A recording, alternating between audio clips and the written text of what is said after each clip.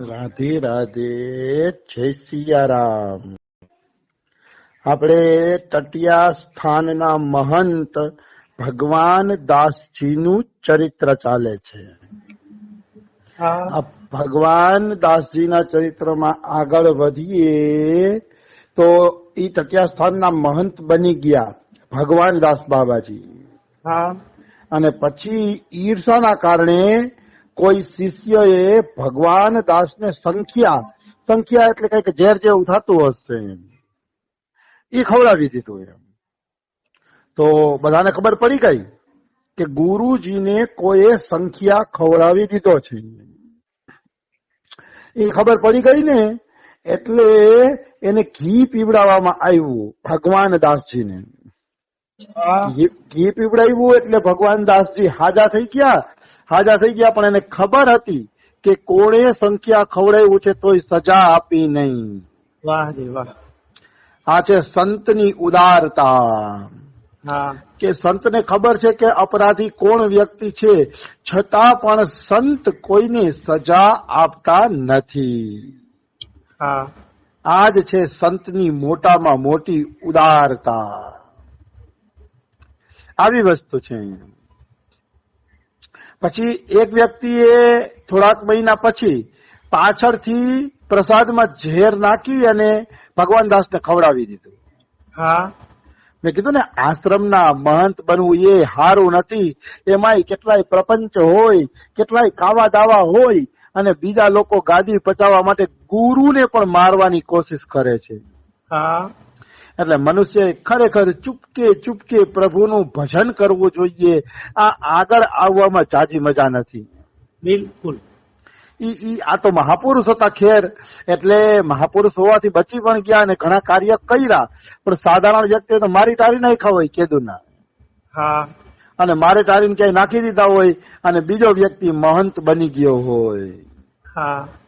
એટલે ક્યારેય કોઈ દી મહંતાઈના ચક્કરમાં, આશ્રમના ચક્કરમાં, આવા ચક્કરમાં પડવું જોઈએ નહીં. આ બધા પ્રપંચ જ છે. મનુષ્ય જ્યાં સુધી થાય ત્યાં સુધી આ બધા પ્રપંચોથી બચવું જ જોઈએ. આવી વસ્તુ છે. અને એક વખત આ મહંતાઈના ચક્કરમાં કાવા દાવામાં વયા ગયા ને પછી નીકળી નથી શકાતું. કોક જ એમાં પોતાનું ભજન ટકાવી શકે છે, નહીતર એક જ ચિંતા મારા આશ્રમનું શું થશે.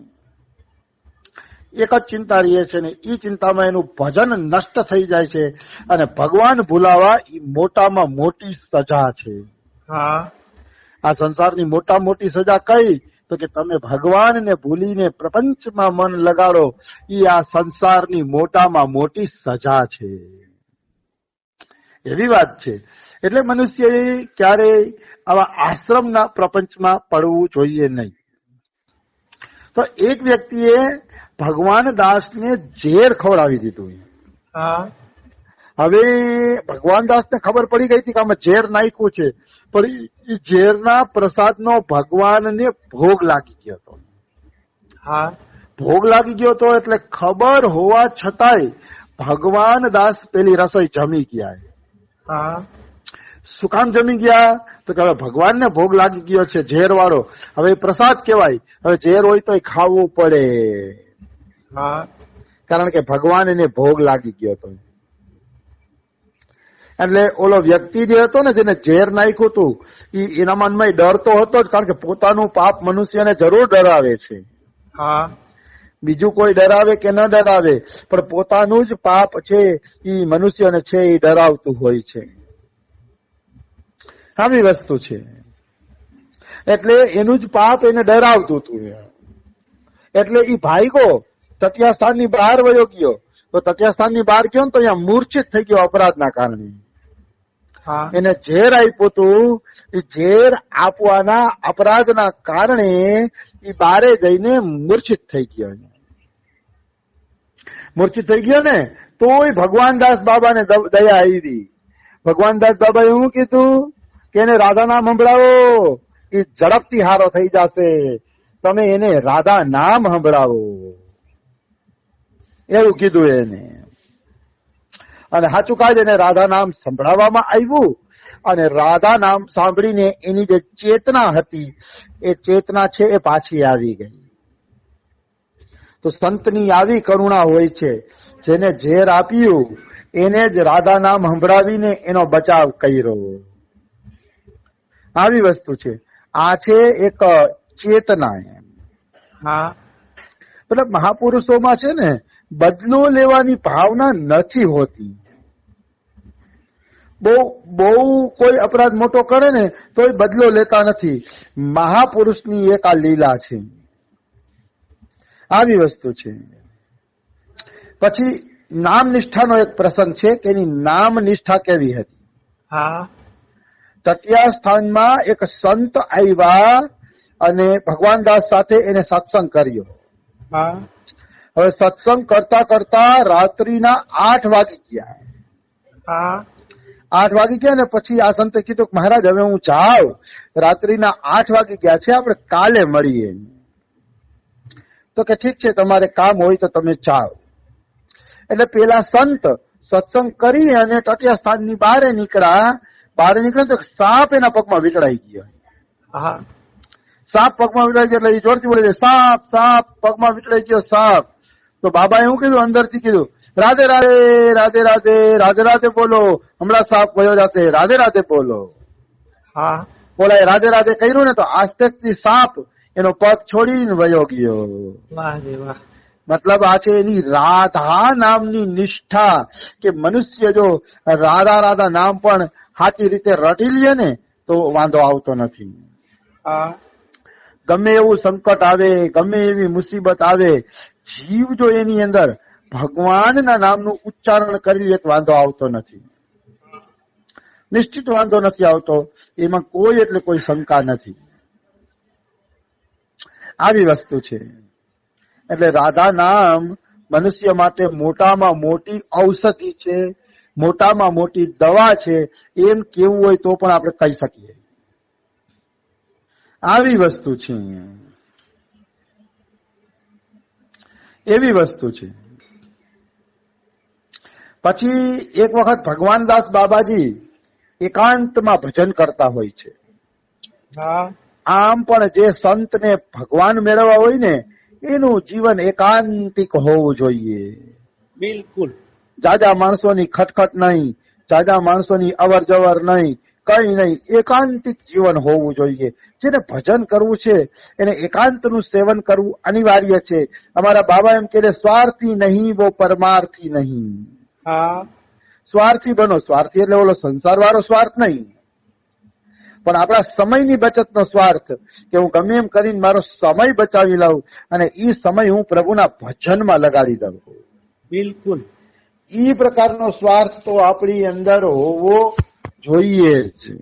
હા, આવી વસ્તુ છે. કારણ કે સ્વાર્થી નથી એ પરમાર્થી નથી. અમારા બાબા આવું બોલતા હોય છે. તો વાત એવી હતી કે એકવાર બાબા એકાંતમાં ભજન કરતા હતા. અંતર્મુખી વ્રતિ હતી. હા, અંદર ને અંદર ભગવાનના ચિંતન મનનમાં ડૂબેલા હતા. એક શિષ્ય છે ને જમવાનું દેવા આવ્યો. રાત્રિના 7:30-8 વાગ્યે કઈક ટિફિન પહોંચાડવા આવ્યો. મધુકારી પહોંચાડવા આવ્યો ને તો બાબા એક દિવ્ય પ્રકાશ હારે વાતો કરતા હતા. વાહ. એક દિવ્ય પ્રકાશ હારે બાબા છે એ વાત કરતા હતા.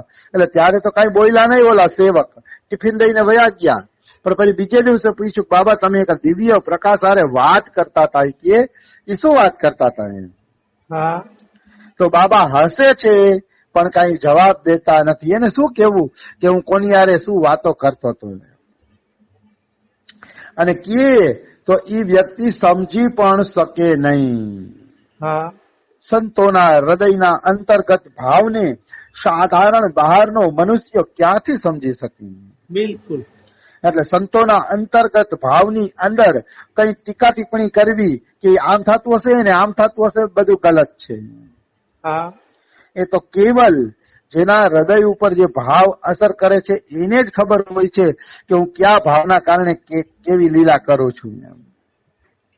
બીજા નથી જાણી શકતા, બહારના વ્યક્તિ નથી જાણી શકતા.